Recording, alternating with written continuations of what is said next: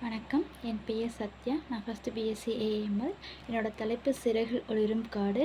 இதை எழுதியது யார் அப்படின்னா சாய் சக்தி ஷர்வி. இவங்க கோவை மாவட்டம் பொள்ளாச்சியில் 23/11/1993 ஆண்டு சரவணன் சாந்தா தேவி அவங்களுக்கு மகளாக பிறக்கிறாங்க. இவங்க நீ நிழலாக நான் நிஜமாக, தீரா மொழிகள் போன்ற நூல்களை எழுதியிருக்காங்க. இவங்க இசைக்கான குளோபல் இந்தியன் விருதினை பெற்றிருக்காங்க. என்னுடைய பாட்டுக்குள்ளே போகலாம்.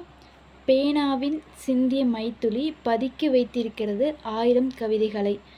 அதாவது முதல் பத்தியோட அர்த்தம் என்ன அப்படின்னா, பேனாவின் நுண்ணிய துளிகள் மிகுந்த அர்த்தங்களை கொண்டு காத்திருக்கின்றன. அது எவ்வளவோ கவிதைகளை அல்லது எண்ணங்களை தனது உள்ளே பதுக்கி வைத்திருக்கிறது அப்படின்னு சொல்கிறாங்க.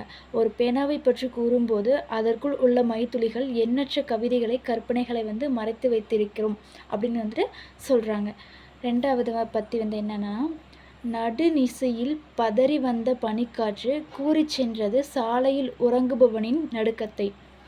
இரவு நேரத்தில் பனிக்காற்று சாலையில் உறங்கும் ஒருவரின் நடுக்கத்தை வெளிப்படுத்தியதாக இது சொல்கிறாங்க. பனிக்காற்றின் குளிர் நரம்புகளை துளைக்கும் அளவிற்கு இருக்கும் என்பதை, அது சாலையில் உறங்கும் ஒருவரின் நிலையை மேலும் கடுமையாக்கும் என்பதை இந்த வரி உணர்த்துது அப்படிங்கிறாங்க.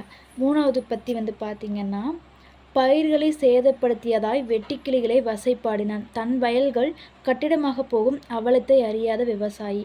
அதாவது தன்னோட வயலில் பயிர்கள் நாசம் செஞ்சு விட்டதாக வெட்டுக்கிளியை திட்டிகிட்டு இருக்காரு விவசாயி. ஆனால் எதிர்காலத்தில் தன்னோட நிலைமை கட்டிடங்களாக மாறப்போகும் பெரிய சோகத்தை அவர் உணரவில்லை அப்படின்னு சொல்கிறாங்க. அடுத்துட்டு தேநீர் வேளையில் தனிமை மிடராய் பருகி கொண்டிருக்கின்றாள் விடுதி அறையில் பாட்டி.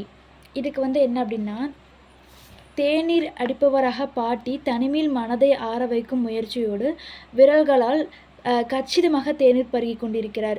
மிடராய் என்பதன் மூலம் தேநீர் சுவையை அந்த காலத்தில் வெறித்து பருகும் அங்கு உள்ள தனிமையை சிறிது நேரம் எட்டியுள்ளோம் என்பதை உணர்த்துகிறது அப்படின்னு சொல்கிறாங்க.